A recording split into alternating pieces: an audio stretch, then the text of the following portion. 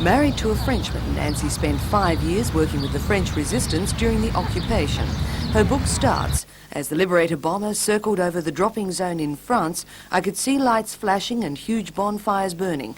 I hoped the field was manned by the resistance and not by German ambushes.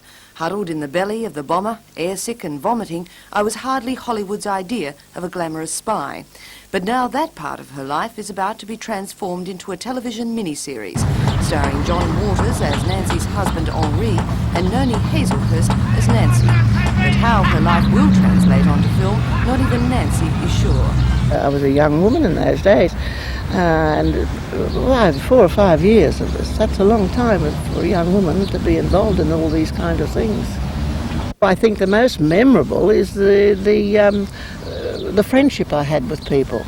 You see, some people say to me, how on earth could you have done that in the war? And I say, well, all right then.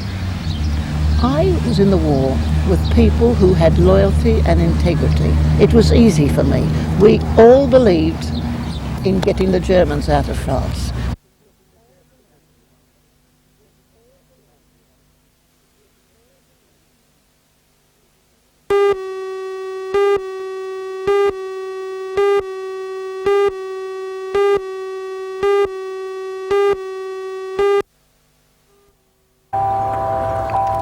Citrus farmers converged on Canberra this month to symbolically bury their industry on the steps of Parliament House. They blame the federal government for their current ills. The imposition of a 10% sales tax on fruit juices at the last budget and the allowing of a tide of Brazilian juice concentrate to flood the market. But Canberra appears as confused as the citrus farmers are upset. The Minister for Primary Industry, John Kieran, endorsed the recent Australian Customs finding that Brazilian frozen concentrate was being dumped in Australia. But days previously, the Industry's Assistance Commission, a federal government body, rejected any calls for assistance by Australian citrus farmers. A visit to the Central Coast reveals a graphic picture of the grassroots effect of the citrus crisis. Senco is the largest processor of Central Coast oranges. In 1985, the plant operated 7 days a week, but now their high-technology plant operates at only half strength on just 4 days a week. Last year, we processed in excess of 14,000 tonnes of citrus fruits, that's oranges, lemons, navels, valencias. This year, we'll be very lucky to process 4,000 tonnes of fruit. Now, that's not good for us, but that's tragic for the growers. This year, Senco bought only a quarter of the valencias from farmers as in previous years, and they took absolutely no navel oranges. No point in processing fruit and putting it in the cold store where it'll eat its head off with interest and storage rates. For every 4 drums of concentrate you produce, it costs you $3.50 per week to store it in the cold store. Brazil is the most efficient producer of orange juice in the world. They export 90% of their citrus concentrate, 52,583,000 litres of which the Australian Customs Service claims were dumped on Australian shores this year. The size of the Brazilian industry is nothing short of phenomenal. If we processed all the citrus grown in Australia in 1 year, the quantity still wouldn't equal the average production of just one Brazilian producer for the same period. But the Brazilian product may not be such a threat to Australian growers if it wasn't so cheap. But during the last 5 years, the Brazilians have been recovering from a crop failure. And as the processed concentrate has been stockpiling in Brazil, the price worldwide has been tumbling from $2,200 a tonne in 1985 to just $800 a tonne this year, a price with which Australian farmers simply can't compete.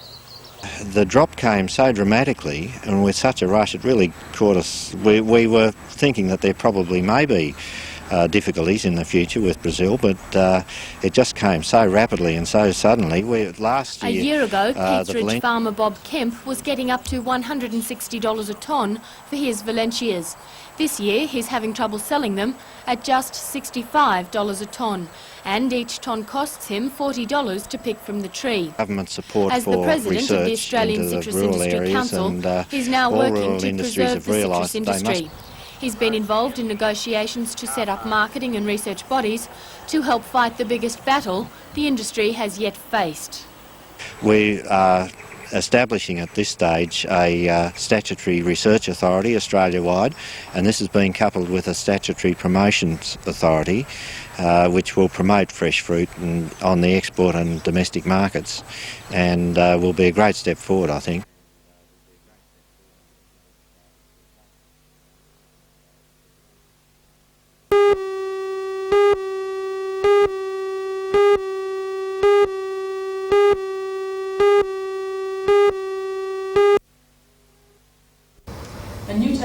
Dr. Crossley was delivering a lecture at the second E.F. Schumacher conference. The economist Schumacher is best known for his theories on small economies and their impact on financial systems. Dr. Crossley says small business can show the link to Australia's economy. Also, traditional income earners like primary, agricultural and mineral products. In the manufacturing and service sectors, Dr. Crossley believes it's a lead the Hunter region can take. So I think that the message for the Hunter region is to utilise the really strong technological base that exists here to diversify, and that's something that small operators can do. They can help to create small industries producing specialised products and then manufacture those specialised raw materials into new and diversified products. And similarly, I think the same thing can be said of the agricultural industry. The concept of the boutique product, and we're seeing this in the boutique wineries, that's the way the economy is going to go.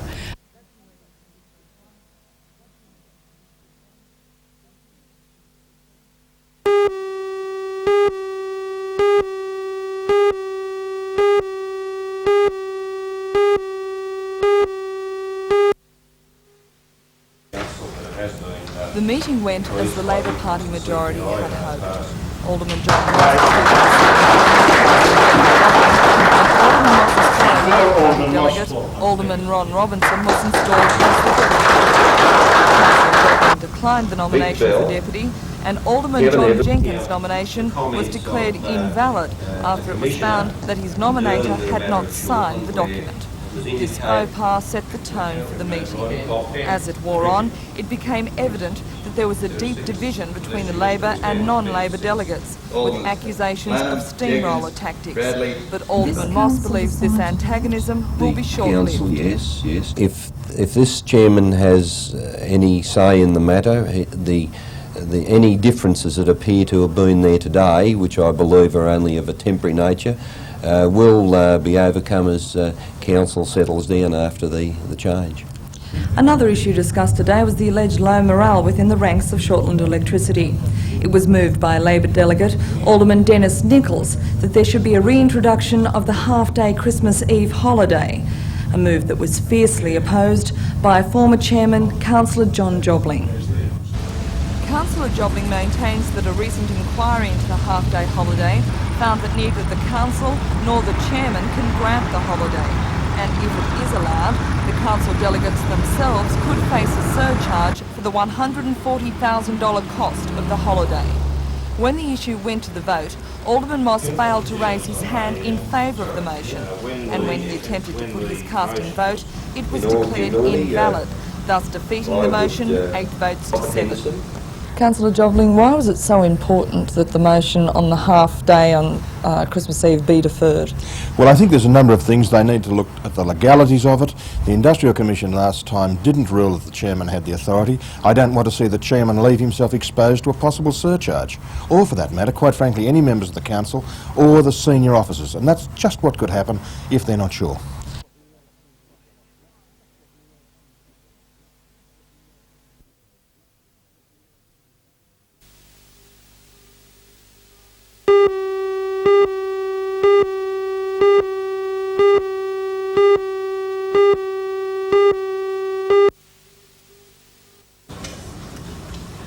Yesterday's meeting went according to Labor plans. Alderman John Moss defeated the sitting chairman, Councillor John Jobling, and Alderman Moss's fellow Labor Party delegate, Alderman Ron Robertson, was installed as deputy chairman. As the meeting continued, it became evident there were deep divisions between Labor and non-Labor delegates, with accusations of steamroller tactics. However, the new chairman said later the antagonism would be short-lived. Another issue discussed at the meeting was the alleged low morale among the workers of Shortland Electricity. A motion was moved and then deferred to reintroduce the half-day Christmas holiday. It was fiercely opposed by former Chairman John Jobling, who says that council delegates could find themselves with a surcharge of $140,000 if the holiday is passed. Well, I think there's a number of things. They need to look at the legalities of it. The Industrial Commission last time didn't rule that the chairman had the authority. I don't want to see the chairman leave himself exposed to a possible surcharge, or for that matter, quite frankly, any members of the council or the senior officers. And that's just what could happen if they're not sure.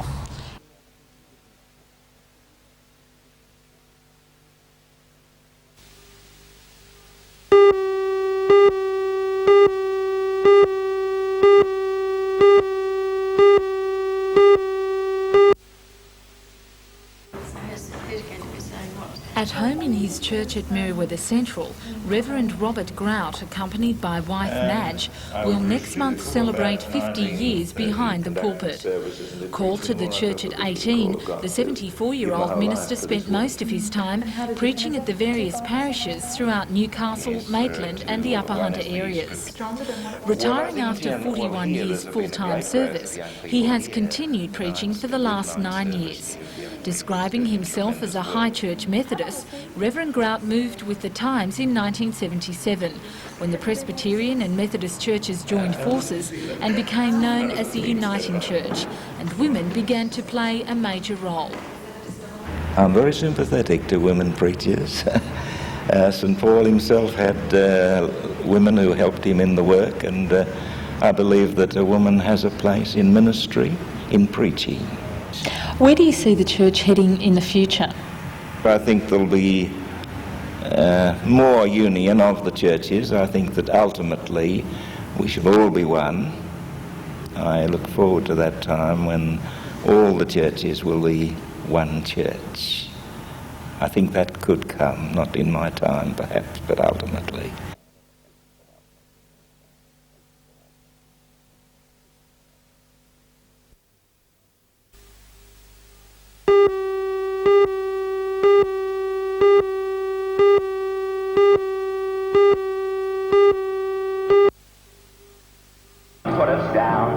The new uniforms represent a first in a number of ways.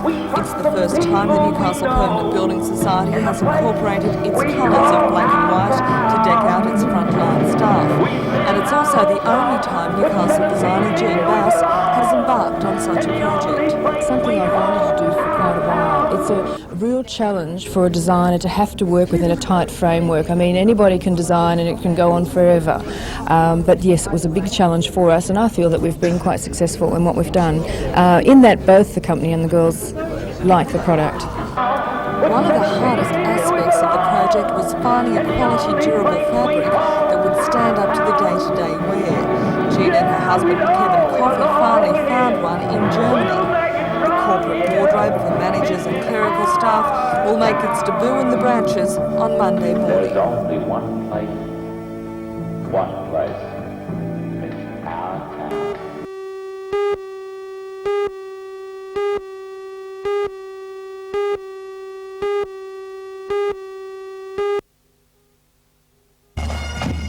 The 33rd Terminal Squadron of the Army Reserve was granted the freedom of the city of Gosford in 1980.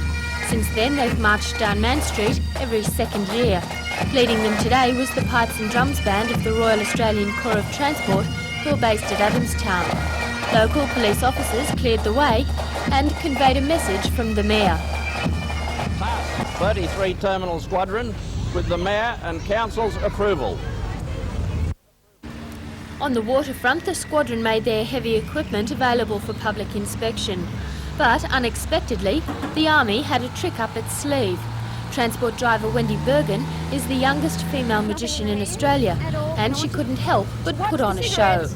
Because I'm going to place this lit cigarette into my hand. Would you like to see that? Yeah. Are you nuts? Oh, we don't need that cigarette anyway. Here we go. I've never done this trick before, and I know what.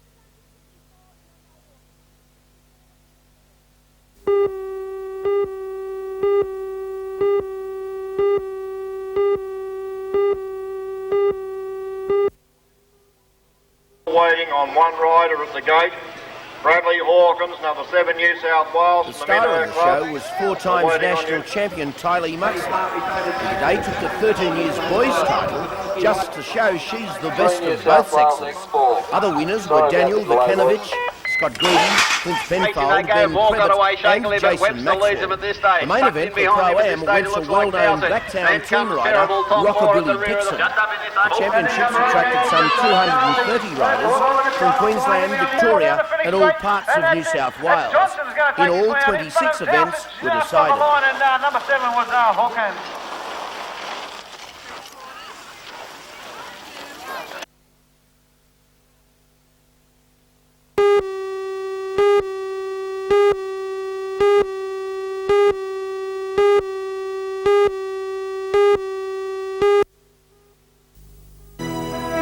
Called This is the Hunter, the video, available in either VHS or Beta, covers the rural, industrial and leisure aspects of the Hunter and surrounding areas and is the first venture into feature production by Philip Hodgins. We were there where each of the special events in the Hunter happened, where the Surf Fest happened, during the regatta, Matara, up into the Upper Hunter festivals and rodeos.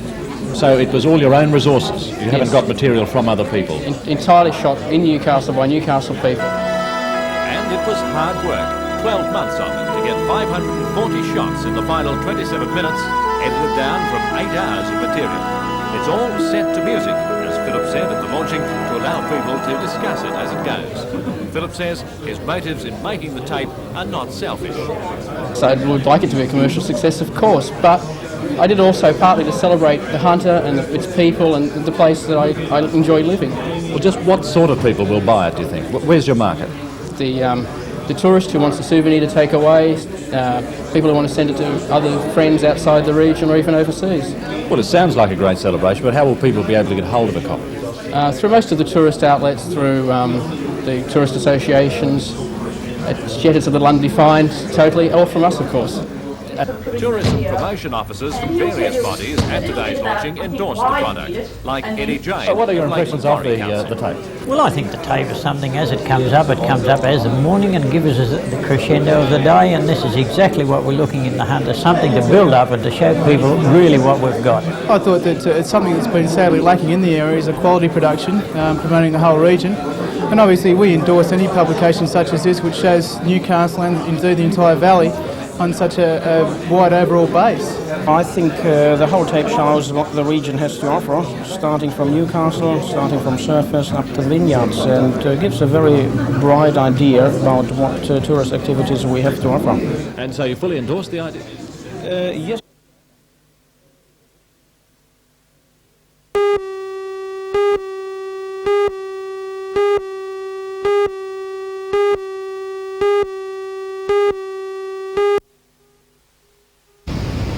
For the past 5 years, these portable buildings have been the home for the 50 CRA scientists working at the Sulphide Corporation site.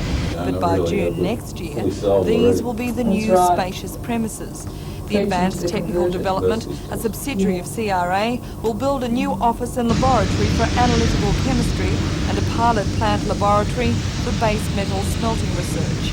General Manager Development Centre here to consolidate the activity in that. Says the new labs are evidence of the parent company's dedication to research and development and its commitment to remain competitive with its overseas counterparts.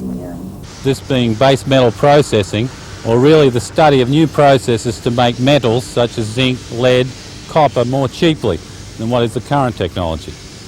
To be more competitive with the overseas market? Certainly to be more competitive with the overseas market, and hopefully to bring new technology into Australian industry that can make it compete much more favourably in the Southeast Asian market.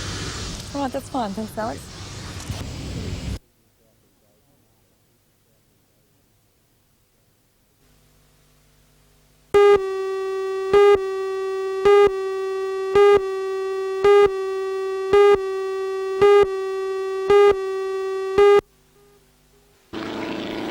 At 6:40 last night, the Newcastle Water Police received the call from the skipper of the trawler, the Yassabar 2. He reported snaring a wreckage in his nets just off North Reef, outside the Newcastle Heads. The wreckage turned out to be the starboard section of the Julene, a prawning trawler that went missing with 2 men aboard on a voyage between Newcastle and Port Stephens in June. At the time, a massive search extending from Taree to Port Kembla was mounted, but to no avail. The wreckage is now at the Broadmeadow Police Rescue Compound. However, police don't expect this find will provide the cause of the fate of the Julene, and to find more of the boat in the near future, they say is unlikely.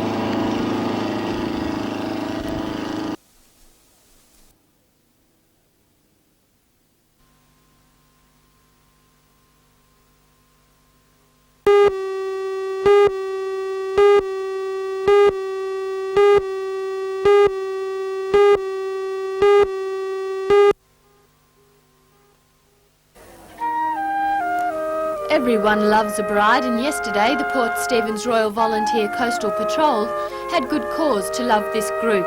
Taking part in a parade of bridal fashions over the years, they helped to raise more than $3,000 for the cause. The parade was organised by the Coastal Patrol's Ladies Auxiliary, and the gowns dated from as far back as 1876, right up to the modern day. Although even today, classic romantic styles are still very much in vogue.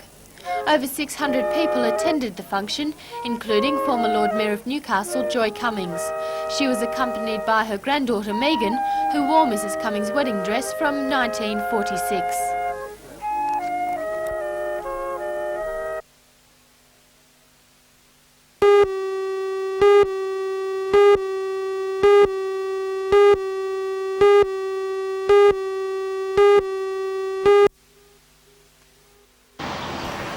Residents of Minmi, Sandgate, Hexham and Taro are to be looked after with the 7% rate increase announced at the council meeting last night. 1% of the increase will be specifically set aside to finance the fringe area sewerage scheme, which will apply to their area. This was a scheme recently announced by Water Resources Minister Janice Crozier and Public Works Minister Laurie Brereton. Their departments will jointly fund the scheme with the council. Alderman Geddes said it took a brave but common sense council to increase the rate to the 7% maximum allowed by the state government.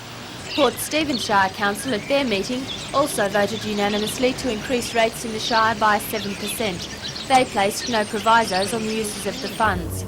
The evening before, Lake Macquarie City Council imposed the 7% rate increase on their ratepayers and also announced a penalty interest payment of 17.75% and for making late it very payers. difficult for them to live within their homes.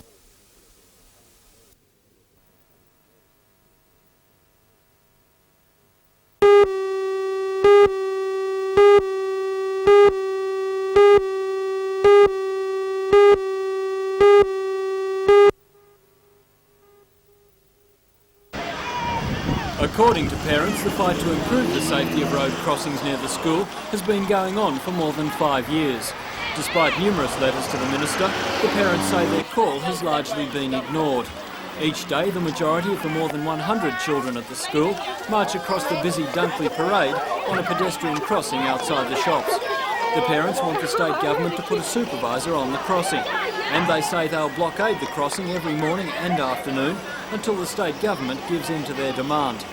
The road is designated as a main road, and a survey last year showed that in the morning more than 700 cars drove through the crossing between 8:30 and 9:30, while in the afternoon, between 3 and 4, more than 500 cars passed through. The parents say that while no one has been seriously injured, they fear that one day someone will be killed on the crossing.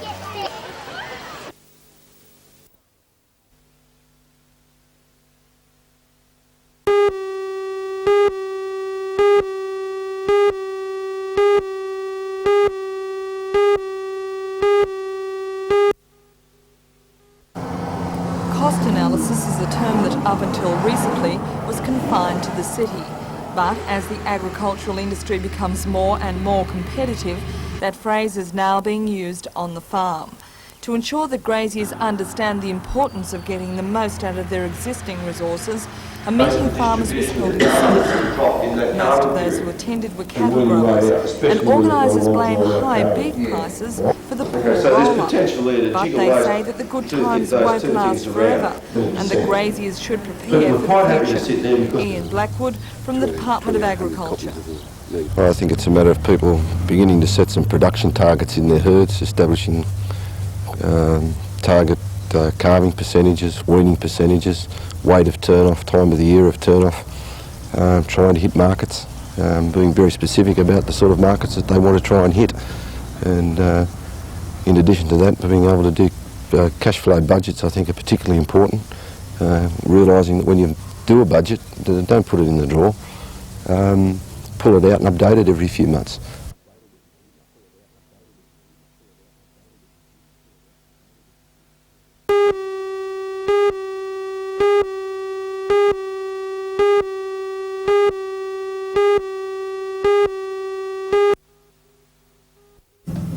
The signing of the lease agreement by Far East Representative Cecilia Mann and Old Sydney Town Board Chairman George Black represents the culmination of 3 years of hard negotiations. Old Sydney Town, although recognised as a valuable tourist attraction, has cost the taxpayers some $6 million over the past 10 years. With this in mind, the owners, the state government and Westpac, decided to lease the site to a private developer. Far East Hotels and Entertainment Limited was one of many companies which tendered, and given that it owns 25 international hotels and amusement parks worldwide, the government decided to grant the company the 80-year lease. Yes, we would think so, because Old Sydney Town itself is already an attraction, and with the building of the amusement park and also the hotel that will have 400 rooms and a golf course, we think that it will be an attraction both for overseas visitors and for the locals. Chairman of the Old Sydney Town Board, George Black, says he's excited about the $70 million project. He says it will give a welcome boost to employment on the Central Coast. Mr Black says that although the board will hand over the management of the complex to the lessee, it will still have a say in Old Sydney Town's development. Our board will still remain in existence because we'll have a role to play to see that any improvements that are done here in the village are in accordance with our concept. The next step is to submit a development application to Gosford City Council, and then the 3 lease agreements for the Heritage Park, the amusement park and the country club have to be signed, and then the project can get underway.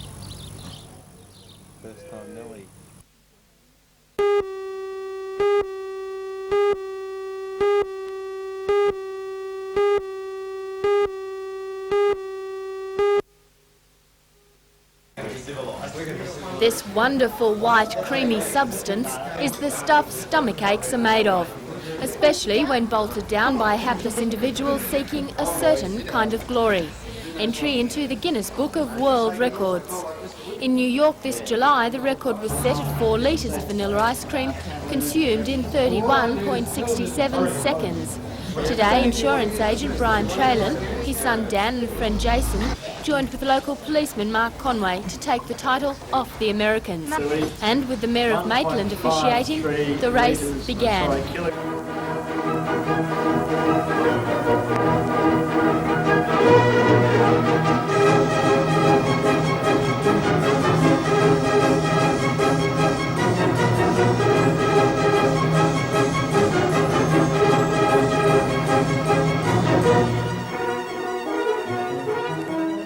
With 15 seconds to go, even the inimitable style of Mark Conway couldn't make the ice cream disappear fast enough.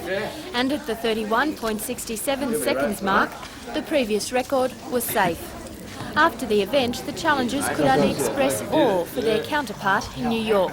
Well, I'd like to be there and watch the guy do it, because I think it's impossible to do in that time. You know, I saw the script there as hard as I could, and as you can see, you still got I'd say probably, how much safer is it? Probably about half. Will you be practising through the year for next year's attempt?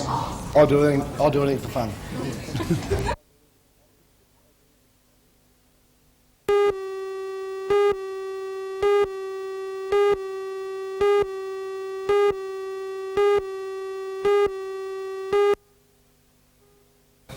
It's often said that one person's trash is someone else's treasure, and it's this which attracts many to garage sales on weekends. But according to a member for Charlestown, Richard Face, some people are using garage sales to launder stolen property.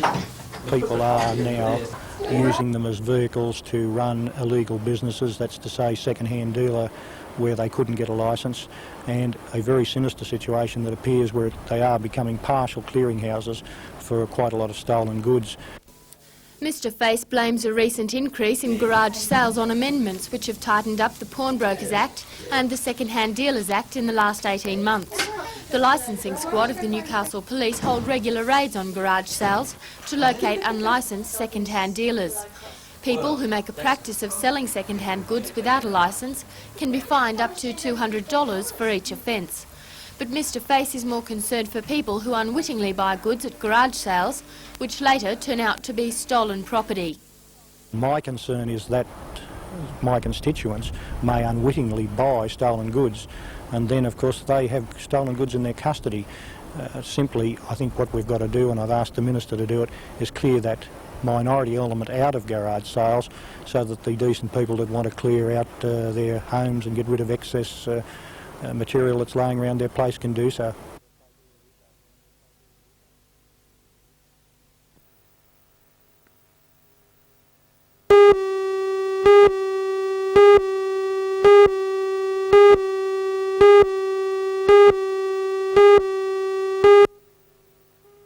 White got to the lead. Australia's number 2 Brazier's sprinter gonna look for Steve him on the Brazier kept inside his best straight form away, till the but he 20-lap couldn't catch final him napping. to take out the So it French was a Brothers good Sprint drive Car by Challenge, White. He but realises displayed that some Steve superb Brazier's right skills to behind come him. from He's going to behind make Brazier in the big work one. and work hard to get him. Bruce White the leader.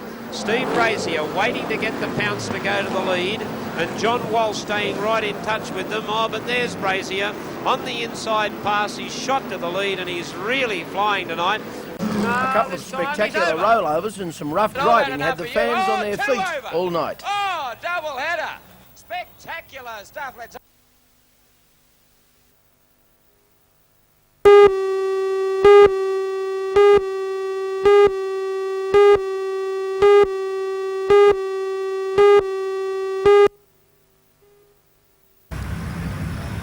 It was a day of 8 matches. The quarterfinals, the semis and the final all completed on time despite light rain in the area.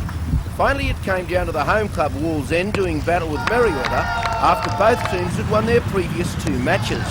And it was a day for the youngsters, with Mike Varner making a top score of 26 runs in Merriweather's total of 9 down for 101. Wall's End, realising they had a fight on their hands, went after the runs, but in so doing fell for a total of just 76. Craig Wivel made the best of it with 24 runs.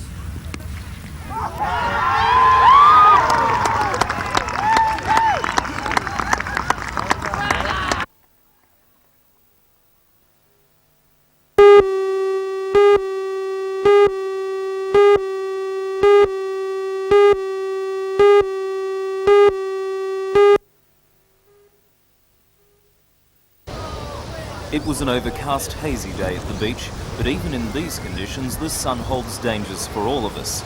The Cancer Council of New South Wales is making a major effort this summer to raise our awareness of the dangers. At Redhead Beach, a team of dermatologists gave free examinations and some sensible advice. Slip on a shirt, slap on a hat, and slop on some sunscreen. At similar clinics on New South Wales beaches last summer, 1,400 people were checked and 88 were discovered to have signs of skin cancer. 1,000 people in Australia died of skin cancer last year. With the mounting evidence of the dangers of too much sun, the Cancer Council hopes that by the time these youngsters are adults, they will regard protection as essential and as normal as learning to swim.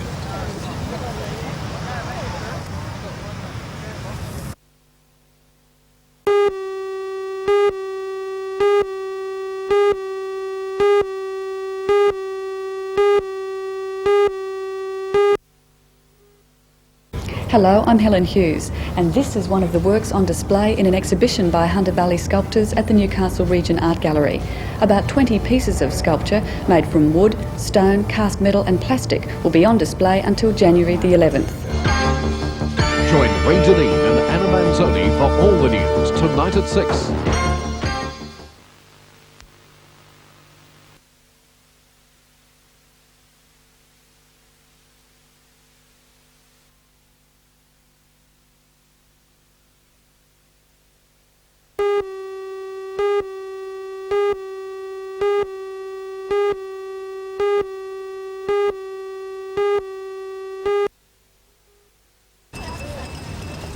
Telethon manager Ricky Blackwell was officially handed the keys to the Telethon house in Cooleye Street, Gateshead, yesterday. The chance of a lifetime art union represents months of work by the Telethon team, and the total value of prizes is $176,000. The land was provided by Landcom, while the house was built by Valley Homes of Maitland.